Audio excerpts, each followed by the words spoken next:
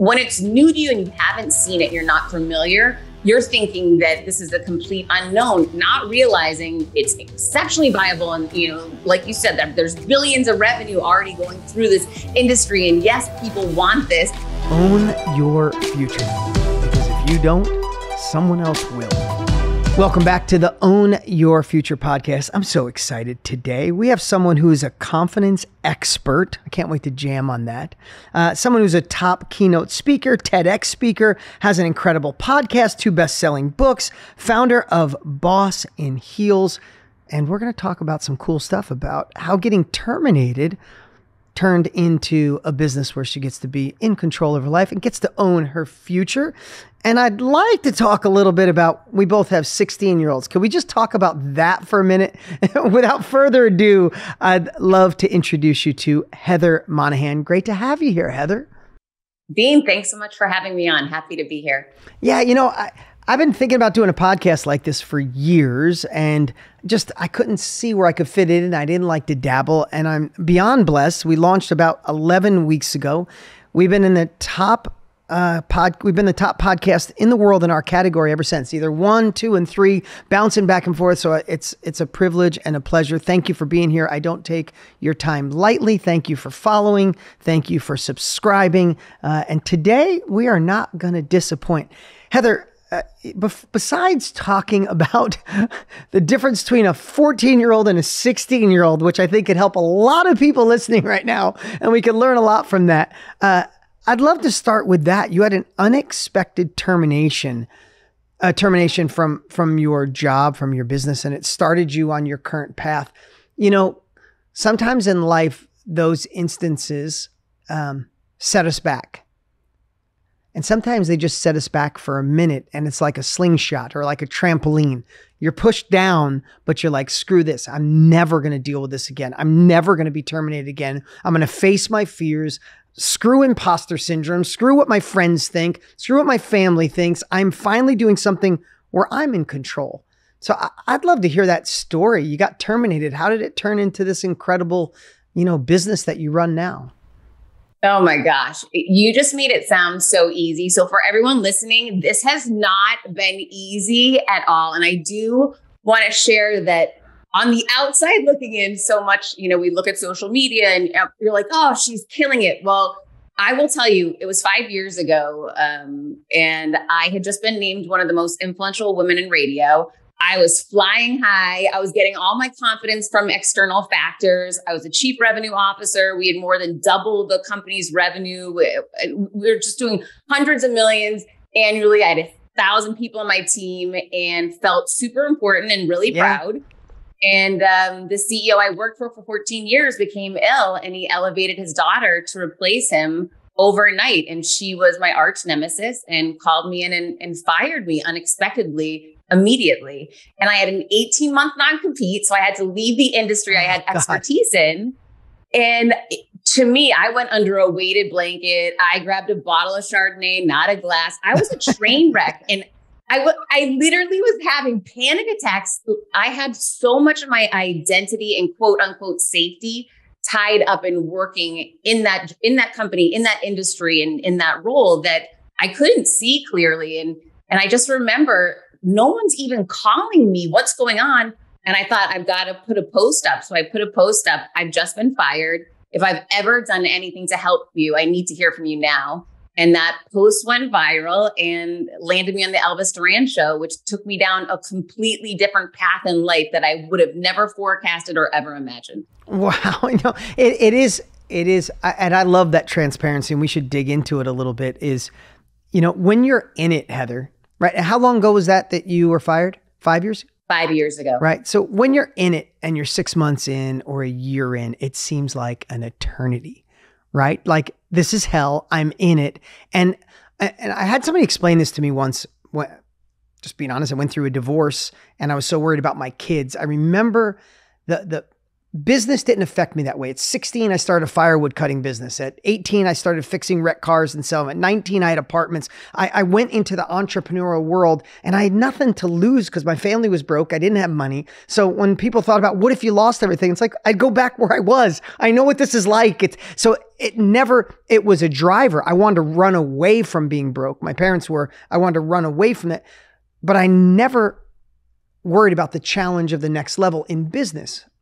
But I did in my personal life because my parents were married and divorced a lot. When I was going through divorce, I had 2 kids at the time. I have 4 now, but I was like, I'm going to put them through the same thing I went through. And I remember it was freaking me out. I was stressed every day. I didn't go with the Chardonnay. I went with the Cabernet, sometimes a Chianti, right? And about twice a month a Xanax. So I'm just being completely transparent because I couldn't get out of my own head. I just kept thinking, I am screwing up my kids. They're going to experience the same thing I did. How could I repeat this mess? It's all your fault.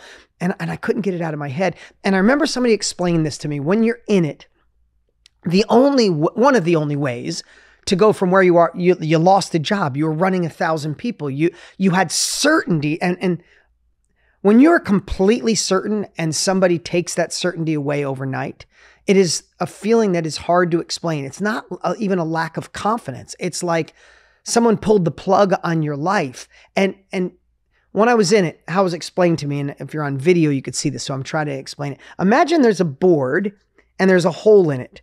And when you're not angst, when you're not stressed, when someone didn't pull your uncertainty away, our compelling future is we're below the board. We pop our head up through the hole and we can look into the future and go, oh, I'm running 1,000 people. Someday I'm going to run this whole network.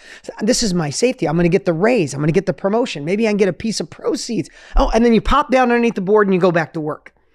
How he explained it is when you're in uncertain times, when something shifts, someone puts a cork on that hole and you can never poke up above the norm to see where you're going. So the only thing you see is the shit in front of you of everything going wrong. Is my son going to be okay? Is my life going to be okay? No one's reached out to me. This is my life. I put all my eggs in one basket. What else can I do? Do I have to go sell cars or am I going to have to start? You start thinking of all this crazy stuff and you live in this craziness because someone plugged a hole. And I think it was Dr. Daniel Amen, who was a dear friend of mine. He said, you just got to take a breath. Realize that the hole's plugged for a minute and find a way to get your head back up out and look where you're going, even if you feel uncertain. And the only reason I share that is because I remember being in the thick of it. And the moment I stopped and said, hey, it's only been 2 months. I'm going to look back in this in a year from now and go, greatest thing in my life for my ex, and we're dear friends, and she was supposed to move on and me too, and the kids are thriving. But all I could focus on is the chaos. So I didn't mean to go so long. This is an interview. I want to hear more about you, and so does our listeners for sure. But in that moment, there's 2 questions. One, now that you're 5 years away from it, even though it was hell, I'm sure you look at that as one of the greatest experiences of your life. Is that true? Absolutely. It was a blessing in disguise, but I did not know it at the time. Right. And what advice would you give that version of you? You know, the week before you posted, if I've ever done anything for you, please help me. What advice would you give that person? Because there's some people listening right now that might be in that spot. And even more so, they might need to put themselves in that spot. It's time to say, don't wait to get fired. You might have to say quit. Don't wait till the person breaks up with you. You might have to end the toxic relationship today. Maybe today's the day you say, no, I can't, or yes, I do, or I must. And sometimes we got to get disturbed. So what advice would you give Heather of panicked Heather with a bottle of Chardonnay and the heavy blanket? Oh my gosh, I wish I could go back and sit with her to put her at ease, because like you said, it really is painful when you're in it, but it is very short-lived, and having that perspective is helpful. For me, what I would suggest is look back at other times in your life when you've been in it, like truly in it. For me, that was when I got divorced. That was prior to getting fired. And the other one, I lived with my boyfriend after college and he cheated on me and I had to leave him. I wasn't going to stay. Those 2 moments in time in my life I remember I really felt like I'm in it. This is horrible. It's not going to get better. My life is over, how we all, flip out in the moment. So drawing on those moments and then connecting the dots, because you can do that now looking back, right? And saying, oh, wow, that was a blessing. When that guy cheated on me, It led me to go to work, walk into the office crying. My boss said to me, "What's wrong?" I told him, and he said, "Why don't you hop on a plane with me, move across the country, and I'll make you a very wealthy young lady." And I said, "Okay." Done. I would have never done that in 1,000,000 years had I been in this relationship. I would have never left the town I grew up in. I'd still be living where I'm from. I jumped on a plane with him. We bought a $25 million company. I was the sweat equity partner. And my job was to accelerate revenues. We drove revenues to the point where we sold that company in 2.5 years for $55 million, netting myself and my partners $30 million profit. That I would have never had that track record of success. I would have never taken that risk in my life if that man hadn't cheated on me. So for the win, right? This low moment turned into this epic moment for me. And then same thing with divorce, different, but same in that it was horrible. I felt like I'm a loser. I'm a failure. Why did I put myself in this position? My poor child. Cut to, it started me down a personal development path, which completely changed my life, elevated who I am as a human being. I'm a better mother because of it. So all of these really challenging times, when you start realizing in this moment, I can't connect the dots to know what's going to happen, like you said, and poke my head out right now and see the future. But I can have faith that in my past, I was able to do it and it all worked out much better than I could have ever planned myself. Why would this be any different? Yeah.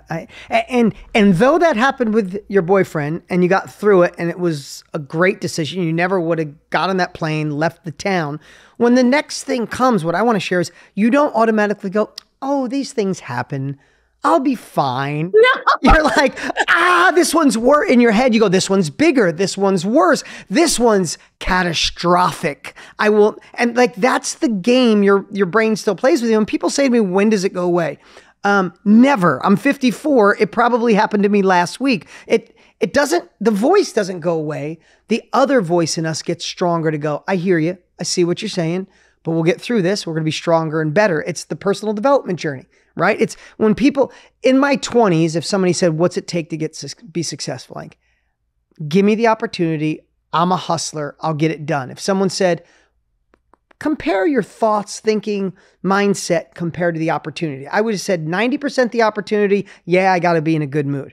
At 54, it's 90% my mindset and personal development and my thinking. Give me any opportunity and I'll go freaking crush it.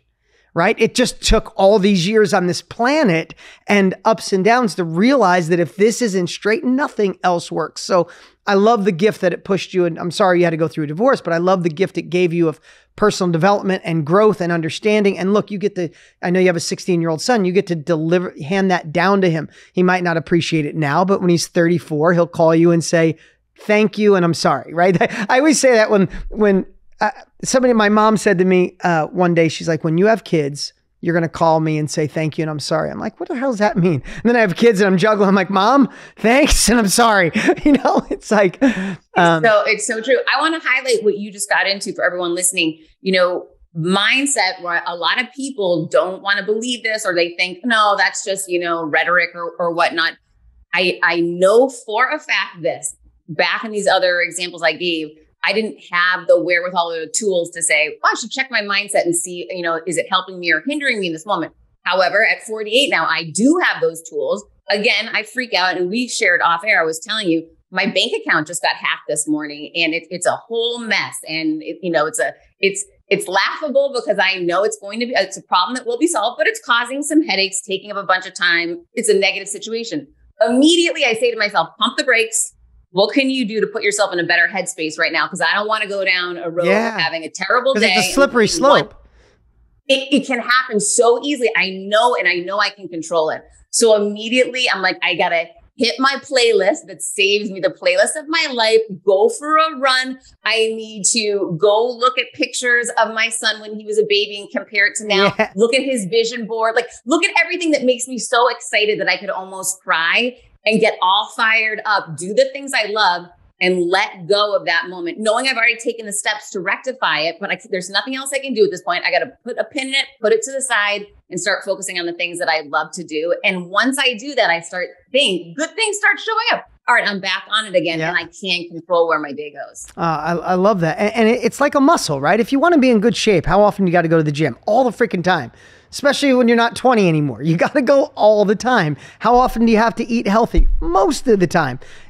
if you want to keep a mindset that focuses on solution, that know things are temporary, that crafts a new story, that realizes when you're going through the hardest part of your life, it's usually the most rewarding part of your life. And we have to have a culture of progress and all the other things that you've heard a million times. But how often do you have to think about them, and how often do you have to practice them?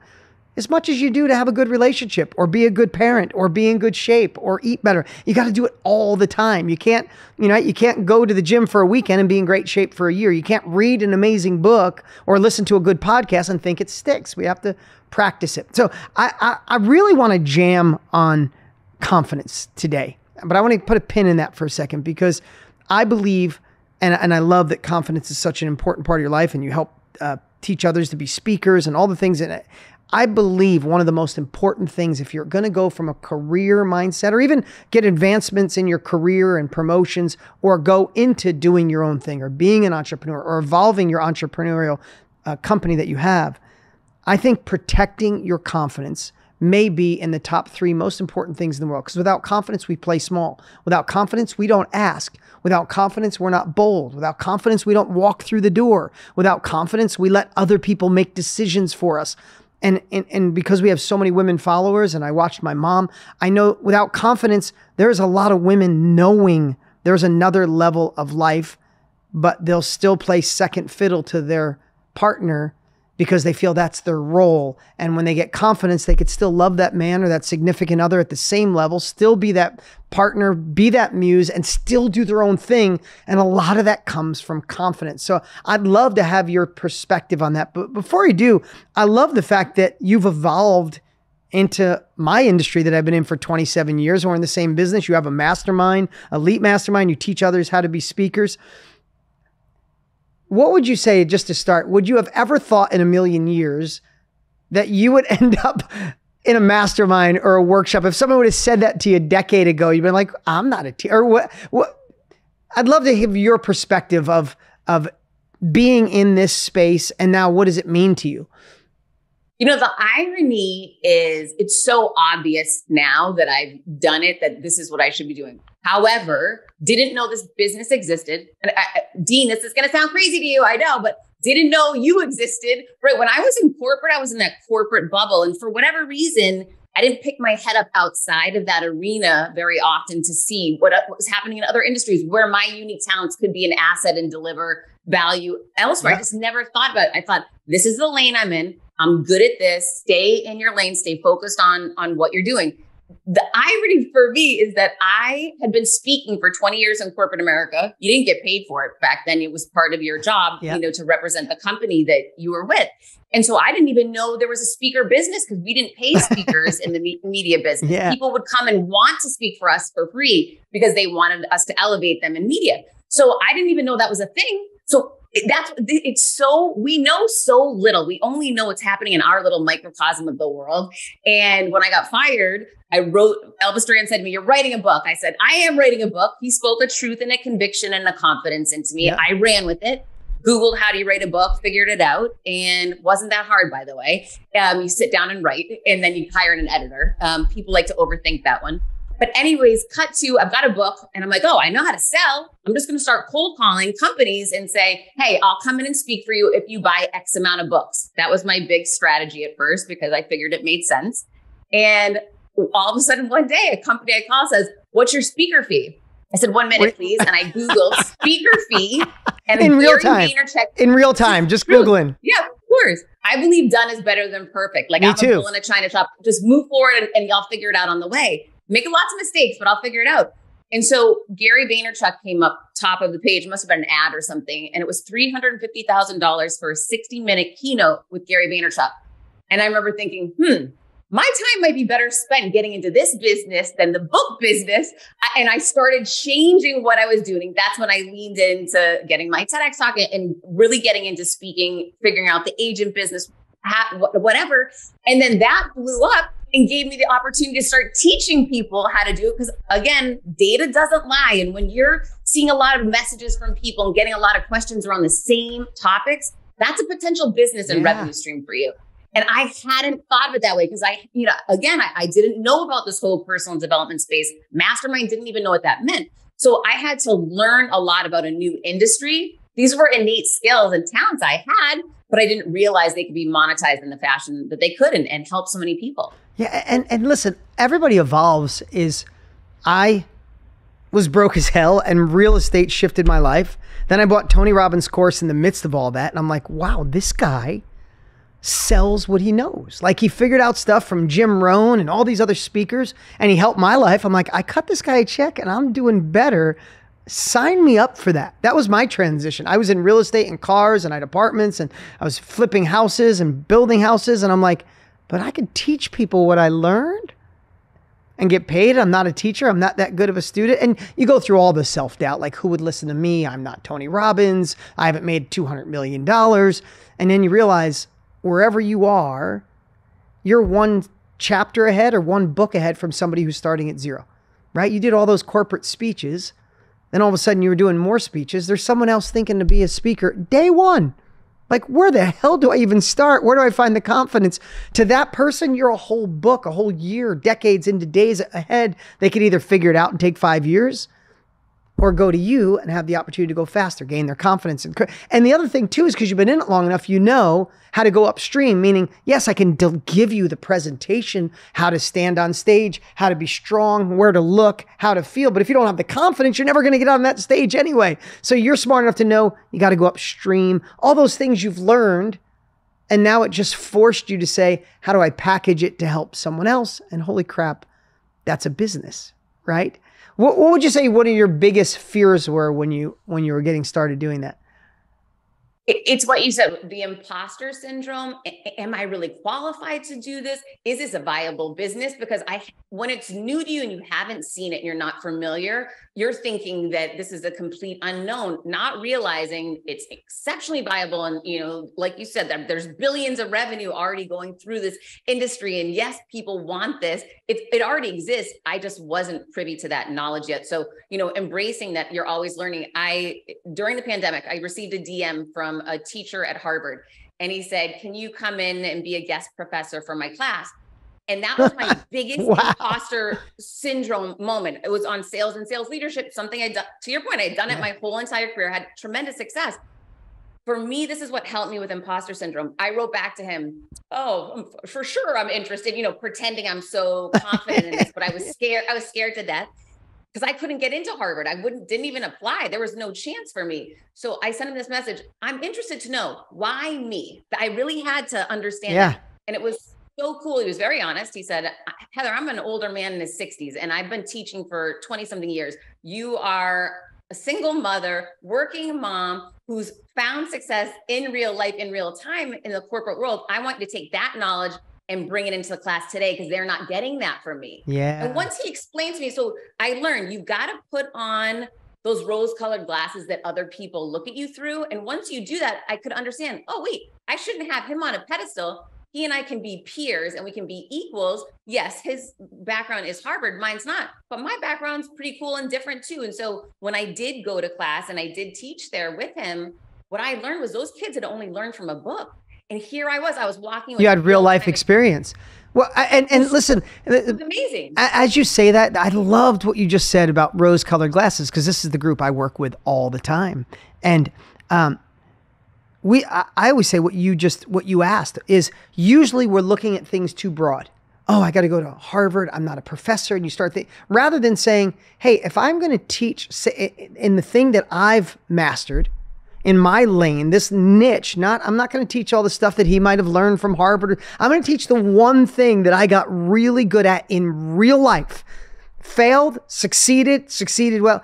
When you start narrowing down, we talk about confidence, we'll get to that in a minute, is I find the confidence comes in this industry is when you narrow your lane and you just teach that one or two things that you're exceptionally good at, right? Because when you do that, I remember thinking about my first course in real estate.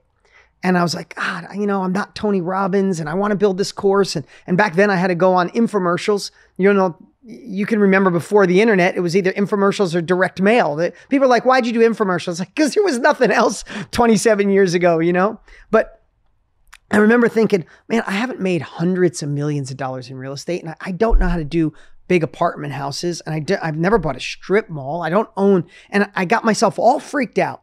And where I had confidence is when I said, but wait, from not having any money, I know how to get into my first, second, third real estate deal with creative deals, creative financing, make it a win for everybody. It's like, oh, and I remember thinking, oh, I could teach that. And that was my epiphany. I was like, oh shit, I'm not going to go after somebody that wants to buy 400 doors and buy a big apartment complex. I'm not going to go after people who want strip malls. I'm going to go after people that are like, hey, I'd like to get in this flipping or buy and hold 1 or 2 houses a year. I'm like, that person, put me in a room with 500 people. Those people, I will rock their world. Just don't ask me how to borrow 27 million bucks on one, right? And I remember that was my clarity. And just the same with you, it just reinforces that. If he came in and said, hey, share what it's like to, do something outside your realm of competence, of course you're nervous. But when it's in your lane, it's a whole, I love that. Put on the rose-colored glasses that other people see you through. I love that. So let's dive into confidence. How important is confidence when it comes to selling or even selling yourself?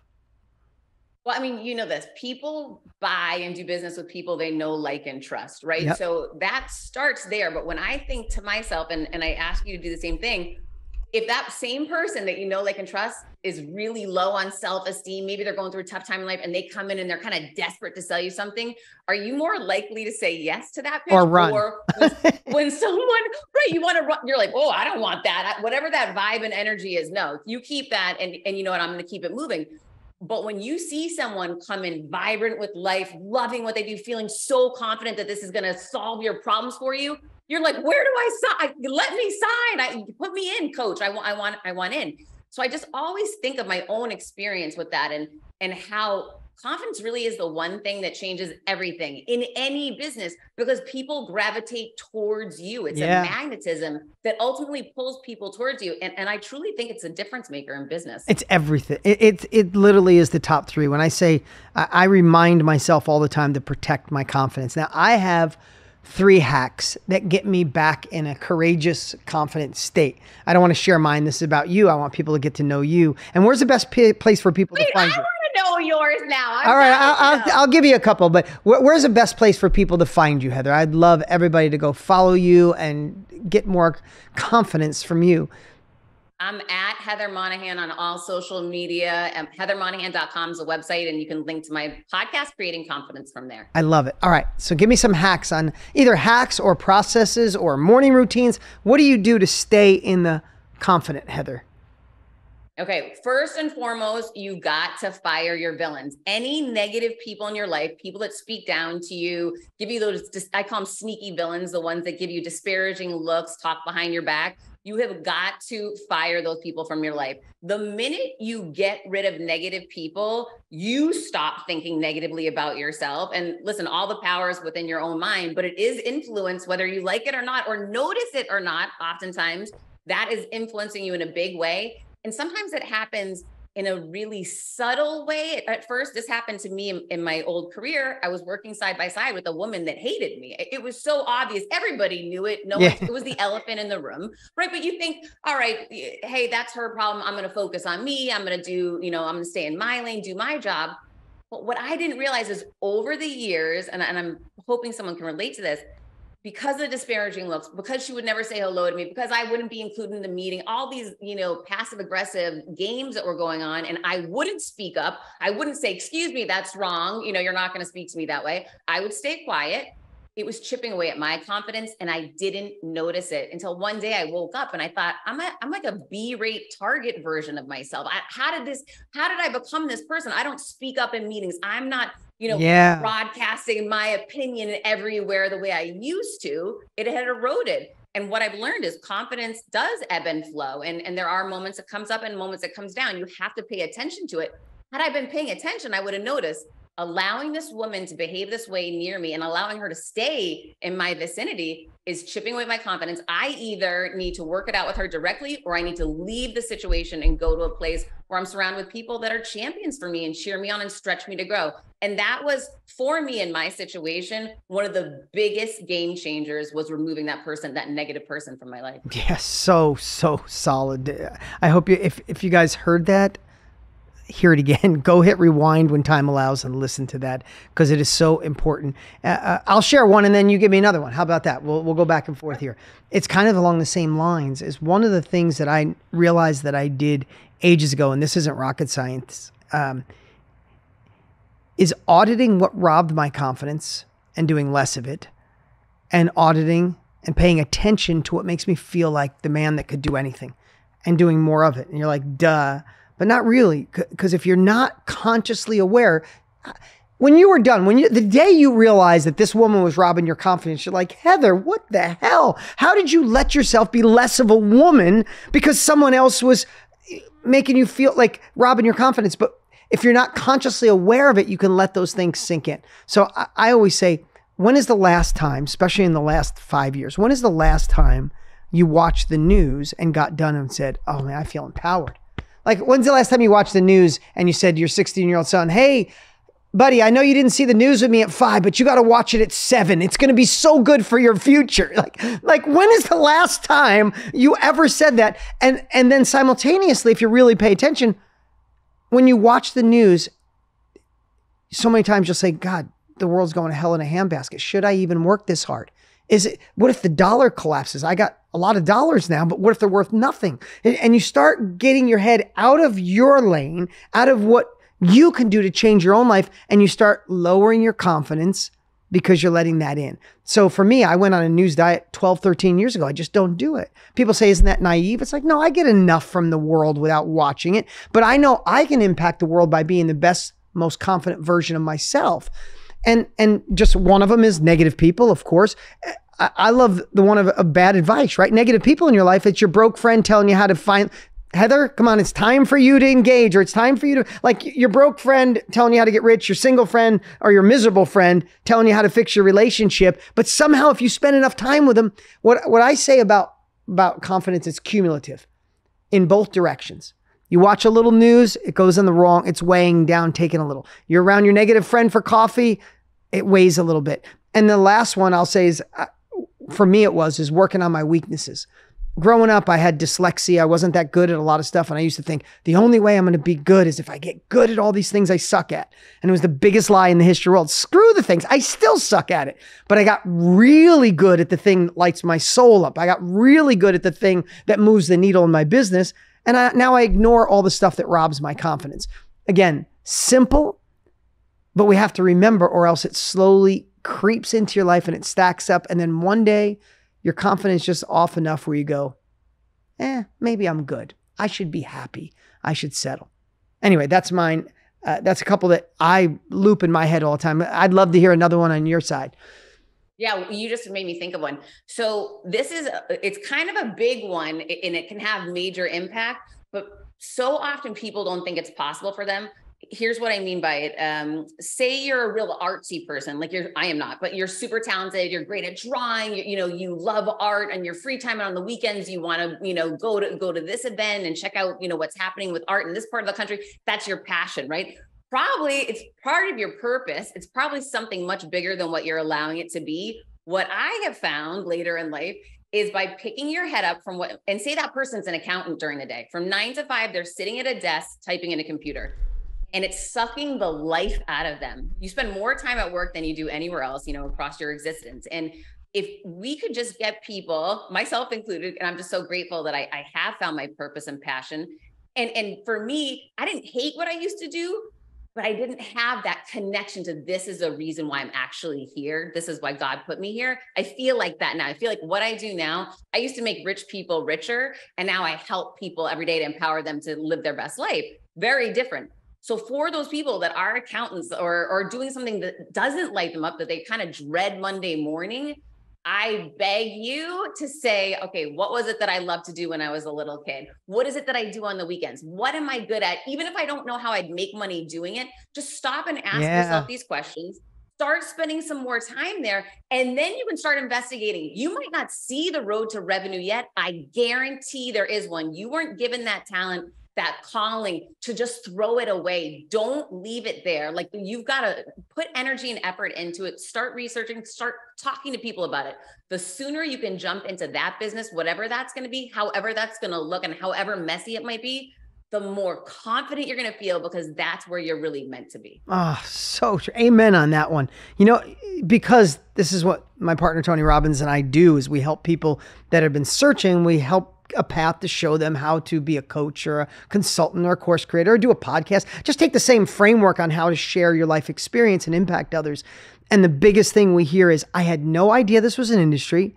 And then when they start making sales or making an impact and change, like, I had no idea people needed this and they'd pay me for it. And then the third thing, and that I know you experience, is, oh my God, this feels so amazing. I get to change lives for a living. That is the evolution. This is really an industry. Who would pay me? Oh, they're paying me. Holy crap, I'm changing lives. And there's no way out of it. Once you're in it, I mean, I don't care how many millions you made in your old business. You would probably agree. There's one thing about making money and having security. That's a plus. But there's something more powerful about making impact. And what I love about this is you're doing both. You have a mastermind. You're teaching women, people to be the best versions of themselves, to be speakers, to learn how to elegantly sell, to have more confidence, and you're getting paid to do it. Like, I don't know. That's what I remember feeling 27 years ago. I'm like, sign me up for that, man. All right, let me switch gears a little bit. You teach people how to become speakers, correct? One of the things that you do. Yeah, that's one of the things that I do. Yeah. Okay. When you do that, do you teach them to be kind of keynote and get a fee to go keynote? Do you also teach them to sell from stage, or is it just keynote? Well, this is the first time I've ever done this mastermind, right? So this is all new to me, but the questions or the inquiries, I go back to data doesn't lie, and I look at the data. So I pay a lot of attention to what are the things people are asking me. The biggest question that I was getting was, how do you land stages? It wasn't even about like that aftermath, which there's obviously total value to learning how to monetize that on the back end.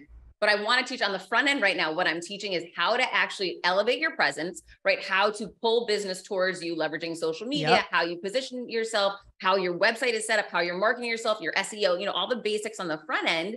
And then what stages will help catapult you? How do you pitch yourself and make sure through your UVP, you're landing and closing those deals? And then how do you leverage those stages to land a bunch more? What fees would you charge? How do you land a bureau, agency, et cetera? I love it. I love it. And the only reason I ask, because I want to go down this question or down this path a little bit, is I've been fortunate. I don't have time to speak on many stages these days. I used to really enjoy it. I went through a phase of my life, about 5 years. I spoke on a lot of stages, and now it's just no time. 4 children. Well, you have a really big stage you speak on. Yeah, on our virtual stage. I should say that our last stage, we just had 2.8 million people on it, which was insane. I don't know. Did you see the McConaughey event we did? It was fun as hell. Amazing. Yeah, it was so much fun. We did it right here in this room. It was pretty cool. But I don't get to speak on other people's stages as much. I get to speak on my own. And I love that you have the opportunity to teach people, because there's 2 ways, right? There is go on stage, deliver value, and then offer a product or service. And another one is just go deliver massive value, and the owner of that stage cuts you a check.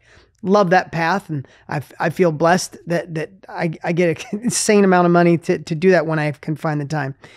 But in either direction, they have to do something. What I was going to say is, when I was speaking a lot, I spoke at a lot of women's events when I'd have time, sometimes 5,000, 20,000 women.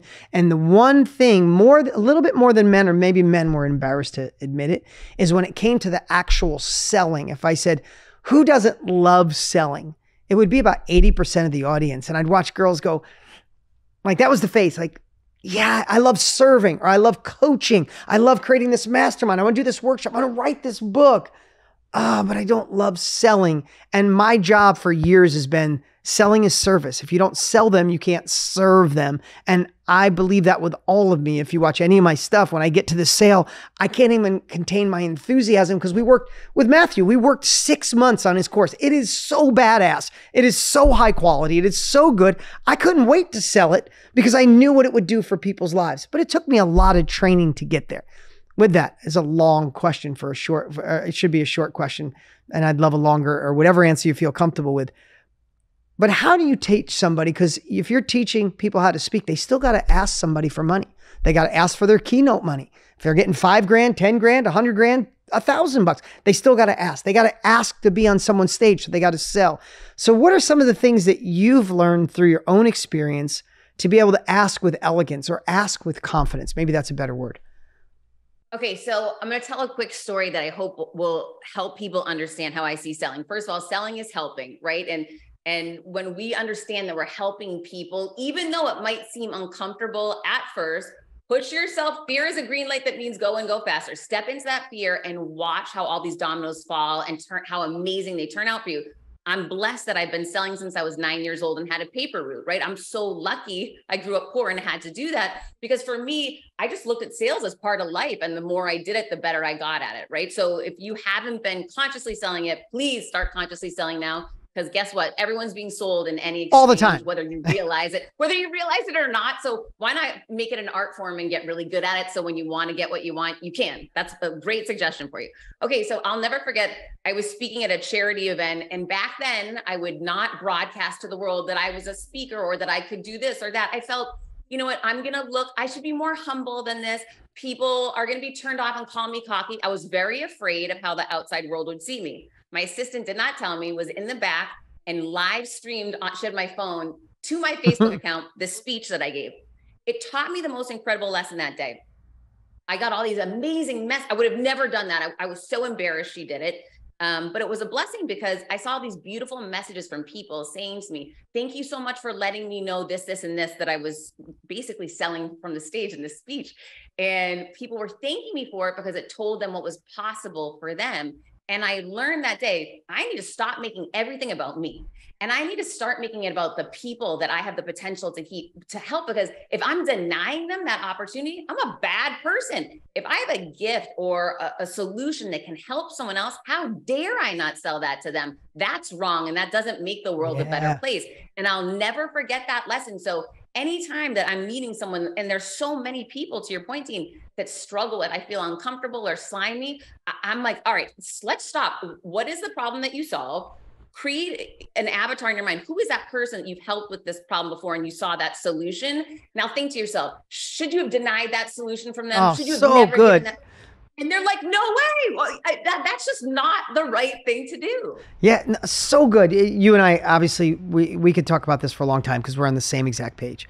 When I sell, listen, the best thing is sell something you absolutely love the person you're selling it to, and love the results they can get. I'm not trying to oversimplify sales, but everybody's looking for the sales hack or what is that? Oh my God, Dean, I watched that presentation, that pitch, it converted at 22%. What did you do?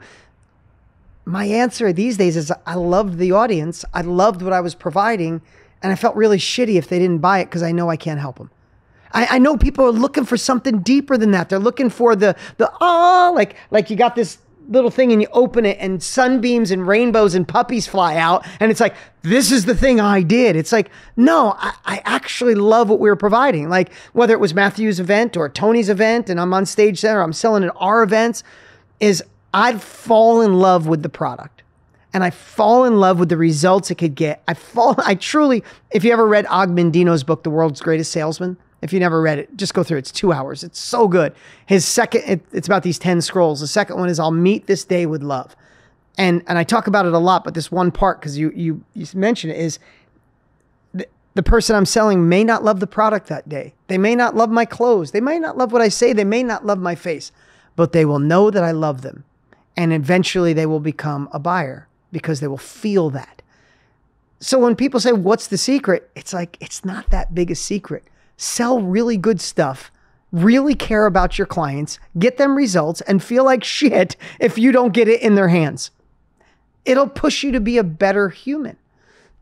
And it will get you more business, because when you treat others with respect, kindness, and do the right thing, follow through and execute on what you delivered on, that person now becomes an advocate for you. Absolutely. So you can go back to them and say, not only would I like a testimonial so that I can showcase it on social media and on my website, because those testimonials are more powerful than any sales pitch you're going to ever have, but I also, Mr. Advertiser, would love to know who else in your community could I help the same way that I helped you. That person will open up their phone book for you and start making calls and intros. All right. I got two quick questions here.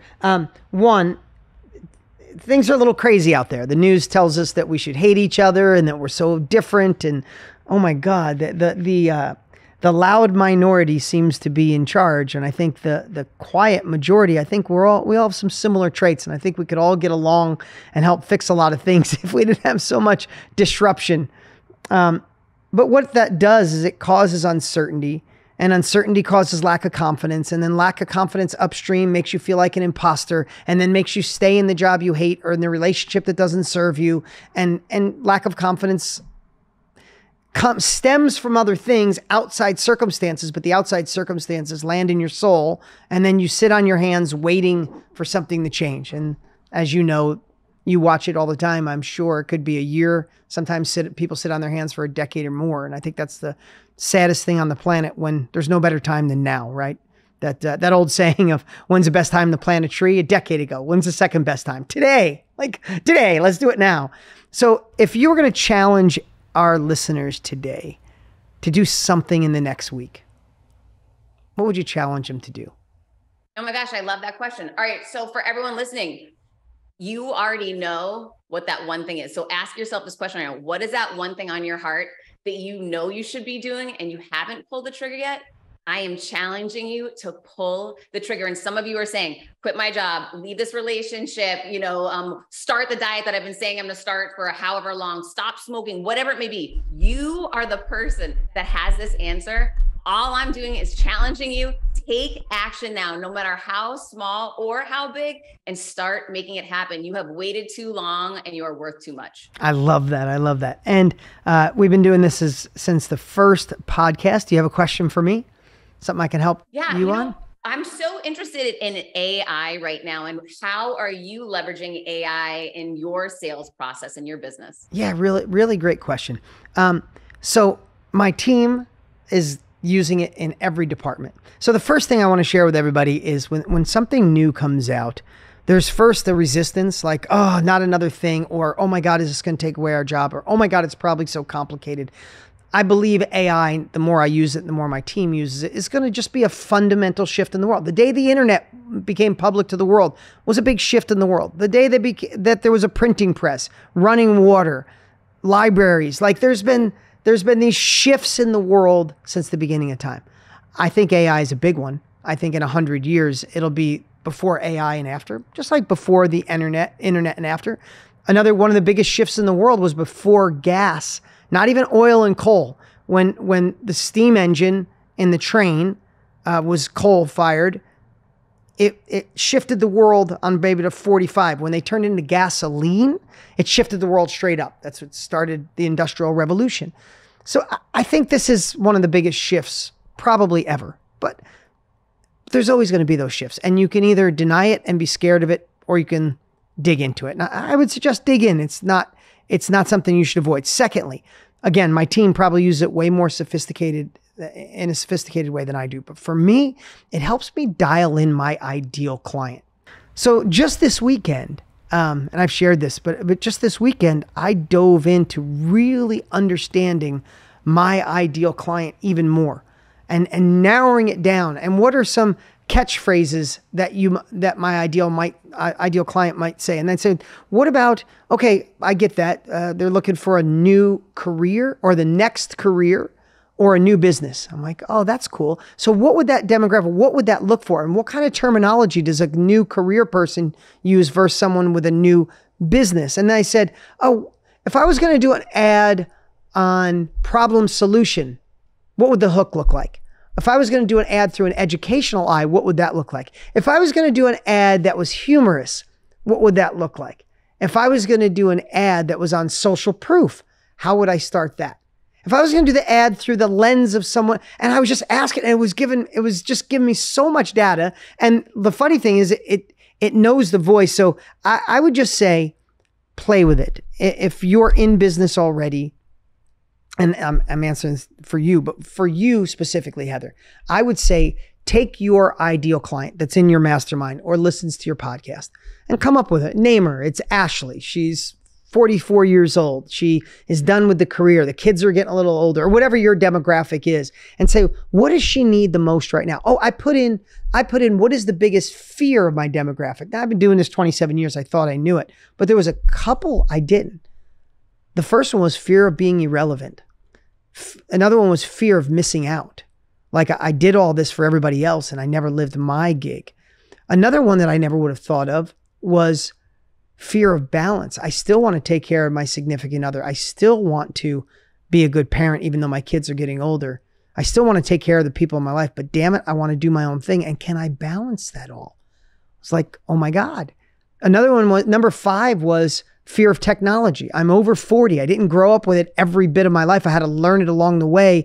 Me doing my own thing, is there a level of technology that's over my head? So there's some of the things and then all of a sudden it gives you this like, damn it, I'm not speaking into her fear. I'm not slaying that dragon. So what I felt this weekend is I was doing a disservice by not solving some of those fears that weren't on the forefront of my mind. And I wouldn't have got that if I didn't go down the rabbit hole of AI.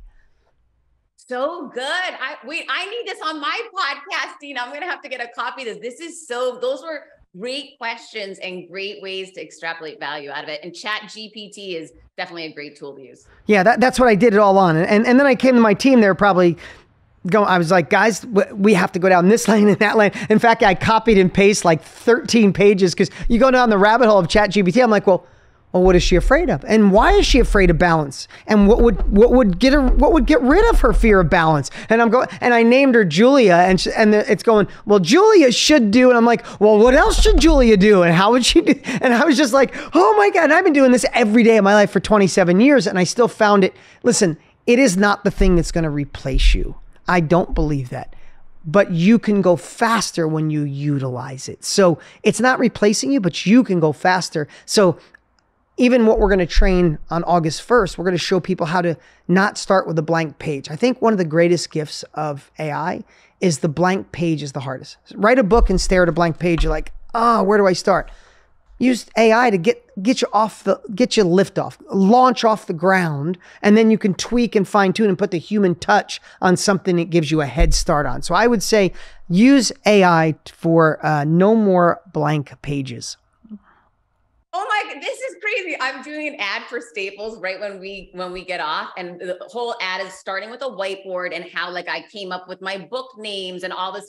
I'm going to use your idea, Dean. Look, you're helping your sister out over here. I love it. I love it. One more thing before we go. Seriously, you have a 16-year-old? A boy, right? Yeah. I have a 16-year-old daughter. What's one bit of advice for a 16-year-old? Then I'll give you one that I got. It doesn't matter what you tell them. It matters what you do. Oh my God. I just said that on my last podcast. Somebody's being a dad. I said, kids don't listen to what you say because what you do is too loud. Oh my God. It's so true. People ask me all the time, how do you get your kids to take a picture? I'm like, tell me how often are you taking photos, right? Based on the behavior of the parent. And the quick example I'll give is, I've never said to my son, you better do a vision board. You better do this or that or whatever. One night I came home about a month ago and he had cut and pasted this whole wall vision board of how he's going to the MBA and the colleges he's going to apply to, where he's going to get in, what his offers are. And I started crying. Yeah, I was just saying, you went in the other room and cried. For sure you did. Oh no, I cried right in front of him. I was like, Mom. He said, why are you crying? I said, I didn't tell you to do this. There's no kidding. You didn't tell me to do this. Mom, I know the power of my minds and I know where I'm going and I have a vision and I need to look at it every day. And it was an incredible moment, but it really cemented that fact that he's not doing what I yell at him and tell him to do. He's doing what he sees me doing that works for me and that he wants to apply back to his life. Oh, so good. So good. So my older two, I have 16, 14, 3 years old and 8 months old. So, my 14-year-old, so I have a gym at my house and I'm out there every morning at 5:30 and my kids know it. And most days I don't want to do it, but I've trained my brain to think how I'm going to feel after the workout. I'm a good example to my kids. I want to be here for a long time. So I have this whole, and I usually listen to a book or a podcast on personal development. So I've stacked everything in my favor to get it done, right? But one thing I always say to myself, if I work out every day, it'll be like brushing your teeth. This is what you do. And both my kids work out. And now my 14-year-old son, he hasn't quite, I'm glad he's not going to hear this. He's going into 9th grade. Like me, I matured late. I didn't hit puberty till like 10th or 11th grade.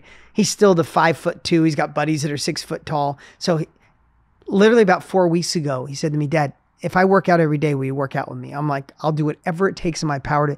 The kid has worked out 6 days a week every day. And I said every day, I'm like, I'm so damn proud of you. And he literally said to me without realizing the other day, he's like, well, Dad, you've just been doing it forever. It's what you do, right? And I was like, God, it's the truth. They don't hear what you say. They do what you do. I'll tell you one of the biggest shocks that I had, didn't pay attention to it. Is your son driving yet?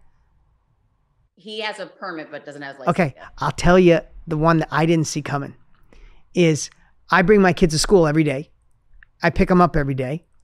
My daughter plays softball, and I would take her to softball, which is 45 minutes away, take her back. I take her twice a week to be with a coach, and I drive her to the coach. So there was about 4 hours a week we were in a car, conversation, knowing about her life. You know what I didn't see coming? I'm going to share it with you. They get their car, it goes away. I don't have that 4 hours a week to be in my daughter's ear chirping or hear about the boy she likes or the friend that let her down. And I'm trying to make up that time right now. I'm like, so just telling you, they get their license. You don't realize like, oh, you need to go to practice. And they go, yeah, Dad, see you later. And they're gone. I don't get that hour to say, so how you doing? What's going on in your life? So know that that's coming. Wow, that is one of those seismic shifts where I'm always complaining like, I'm going to go burn up X amount of hours today driving you. Yeah, wait till it's gone. Wait till it's gone. That was a great reframe. Thank you. All right. So last thing, I love when people get to thank someone in their life that's made an impact. Anybody you want to thank? Oh my gosh. Yes. The woman that handles sales for my company, Sophie, she's amazing and just a blessing, a wonderful person. Do business with people that you love, that you care about, that are like-minded. It makes every day so much more fun. I'm so grateful for her. Heather, I had such a blast getting to know you, and there's so many things we have in common, but so many successful people follow a similar path. And I'm so glad you got to share. My audience is going to love it. Make sure you follow Heather. She shared where you can find her. Share it one more time.